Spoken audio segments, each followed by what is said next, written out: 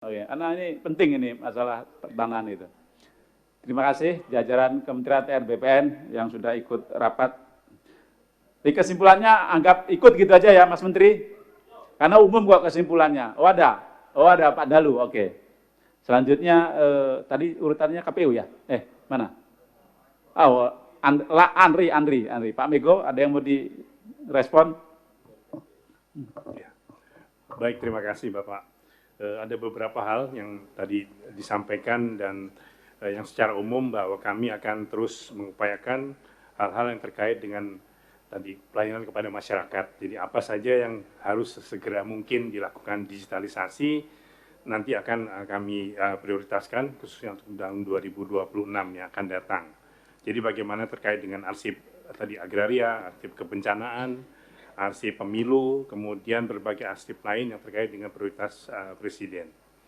Kemudian juga yang terkait tadi dengan pertanyaan yang saat ini sedang ramai juga bahwa ijazah itu seperti apa. Jadi kalau izin kami menjelaskan terkait dengan kalau kita bicara arsip itu kan sesuatu yang harus otentik, yang asli begitu ya Pak ya. Sehingga kalau kita bicara ijazah saja, maka ijazah itu biasanya selalu disimpan oleh yang punya ijazah.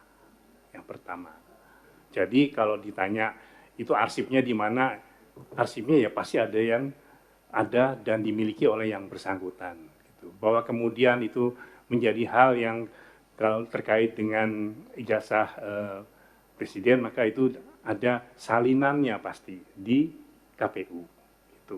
Jadi kalau sudah dari situ pertanyaan otentiknya tetap saja ada di yang bersangkutan, Pak. Jadi yang ada di KPU pasti adalah mungkin salinan atau fotokopi yang sudah dilegalisir. Jadi sudah bukan arsip otentik ya Pak. Nah kemudian kalau memang dikejar lagi, oh itu kan harusnya masuk di dalam arsip yang harus diserahkan kepada Andri.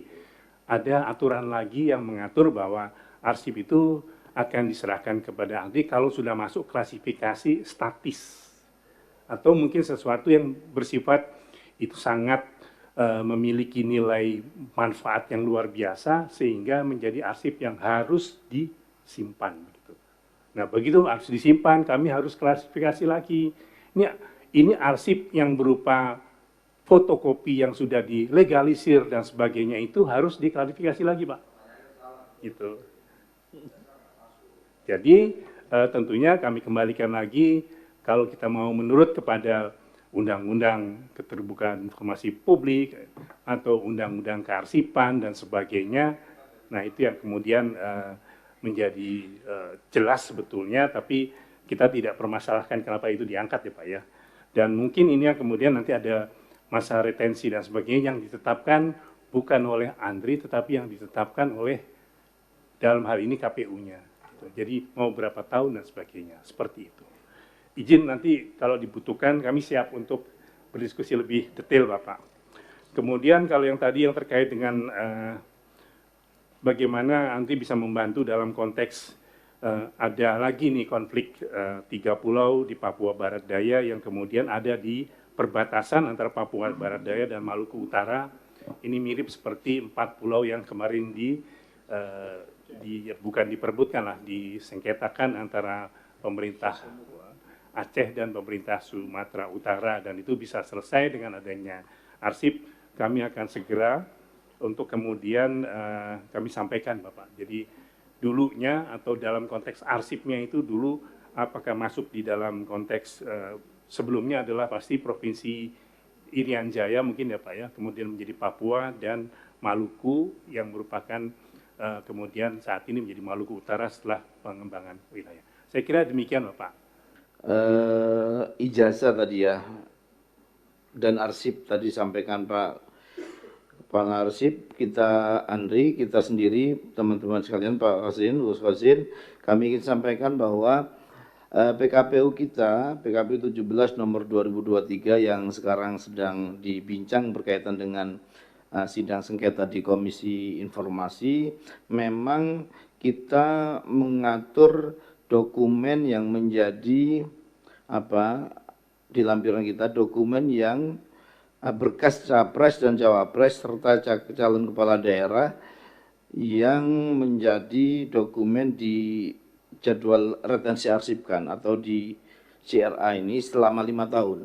Jadi 3 tahun aktif dan 2 tahun inaktif. Saya tadi sudah diskusi sama Pak Kepala Andri, apa itu maksudnya aktif dan inaktif.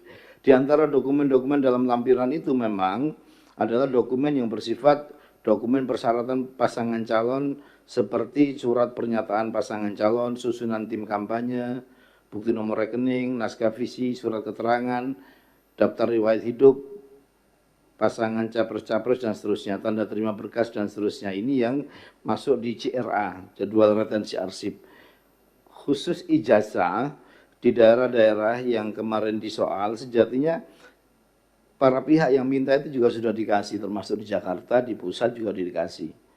Nah, dokumen tersebut menurut keterangan teman-teman ada, hanya agenda ya, yang apa istilahnya, buku agenda yang kemarin dalam sidang KI itu detailnya. Tapi pada intinya kita semua pasti akan menjaga semua dokumen yang ada, dan catatannya ini menjadi masukan dan perkembangan terakhir kita.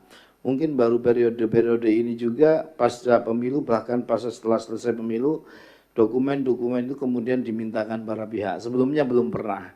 Nah, ini menjadi pekerjaan rumah dan tentu tata kelola perbaikan untuk mengantisipasinya harus kita pikirkan bersama-sama.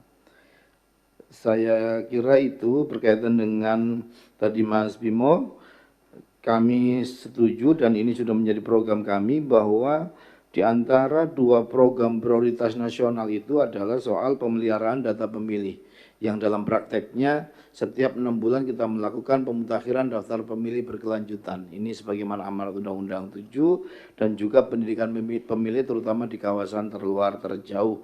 Ini kami selenggarakan sebagaimana amanat Undang-Undang Pemilu dan program prioritas nasional yang kami sendiri juga sudah berkoordinasi dengan Kementerian Bappenas untuk mensukseskan pengembangan pembangunan demokrasi di Indonesia.